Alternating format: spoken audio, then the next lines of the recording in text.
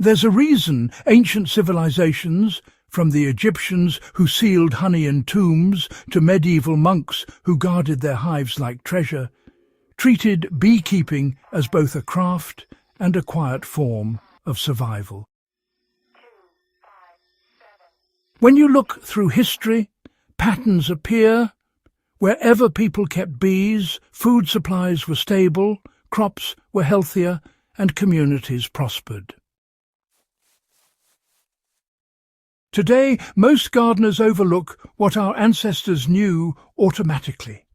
A single beehive can transform a struggling garden into a thriving, self-sustaining system.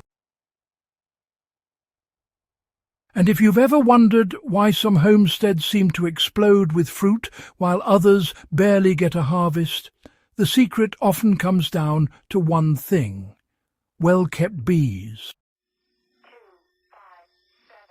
For the next minute, stay with me, because, understanding this ancient practice could be the difference between a garden that survives and one that feeds you for generations. Every era has left clues pointing to one truth. Bees are the engine of productivity. Romans wrote manuals on hive care, medieval farmers built skeps from straw, and frontier families carried colonies as they moved west. These weren't hobbies, they were survival strategies. Today we can use the same principles, enhanced with a bit of modern understanding, to produce rich honey and guarantee strong pollination that boosts yields more effectively than fertilizers or fancy equipment.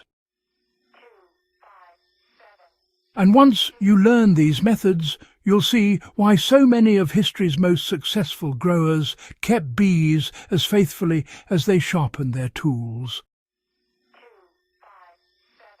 Understanding how a hive really works is the first key to becoming a successful beekeeper.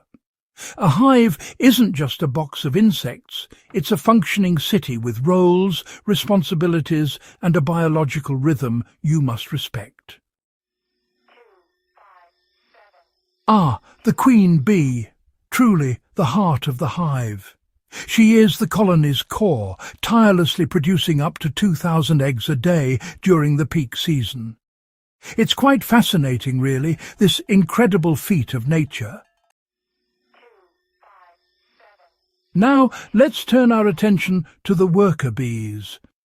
They are the industrious backbone of the hive, handling everything else. From foraging for nectar and pollen to building and maintaining the comb, these bees are always busy.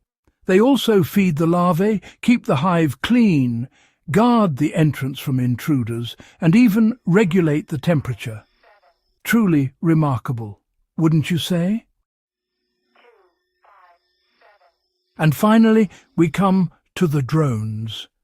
These male bees have a singular purpose in life: reproduction and, well, nothing more. It's a simple role, yet crucial for the continuation of the hive. Fascinating, isn't it? This internal structure explains why stable, calm hives produce more honey and provide better pollination. A well-balanced workforce means more foragers outside and, more brood being raised inside. When beekeepers neglect their colonies, the workforce shrinks, the hive weakens, and honestly, the entire system collapses. You can apply this knowledge immediately. For example, during the height of nectar flow, opening a hive too often disrupts temperature stability. When the colony is forced to pause brood rearing to reheat the comb, honey production drops. A practical approach is to inspect once every 10 to 14 days during strong nectar seasons. This is enough to monitor queen performance and disease while still allowing the colony to operate at full efficiency. Small timing decisions like this were well understood by traditional beekeepers long before modern urban hobbyists came along. Setting up your first hive correctly determines whether your bees will thrive or struggle in their first year. Placement is essential. Historical hives often face southeast, allowing morning sun to warm the colony early and encourage foraging, something you should still do today. A hive placed in full shade stays cold and sluggish, while one in full sun, well, it overheats. So aim for morning light and afternoon dappled shade for your bees. Keep the hive off the ground on a stand to deter ants and improve ventilation, and always secure it against wind. It's a simple step, but it really makes a difference. One of the oldest but most effective steps you can take is to plant what many call a forage corridor. Medieval monastic gardens did this instinctively by cultivating herbs like rosemary, thyme, mint, sage and lavender, all long-blooming plants rich in nectar. You can create your own by lining the path from your garden to your hive with flowering herbs, berry bushes and native plants. This acts like a continuous food highway for your bees and honestly improves pollination across your entire property. In practice, this can raise fruit set by 30 to 60% depending on your crops. Managing a hive through the seasons is what, really separates casual keepers from serious producers. In early spring, your job is expansion, not honey collection. Feed lightly with sugar syrup if natural forage is still, scarce, and check that the queen is laying consistently. Frame by frame, make sure brood is in solid patterns, tight clusters of eggs and larvae rather than scattered cells. A strong brood pattern is honestly the ancient beekeeper's indicator of a thriving colony. So, in summer, your focus really shifts to giving bees enough space. When nectar floods in, and bees, lack room to store it, they actually prepare to swarm. Historically, this meant losing your workforce. Today, it still means losing honey.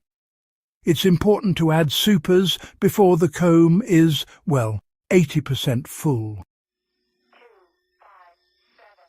With enough room above the brood chamber, your colony quite naturally redirects its energy towards storage instead of relocation.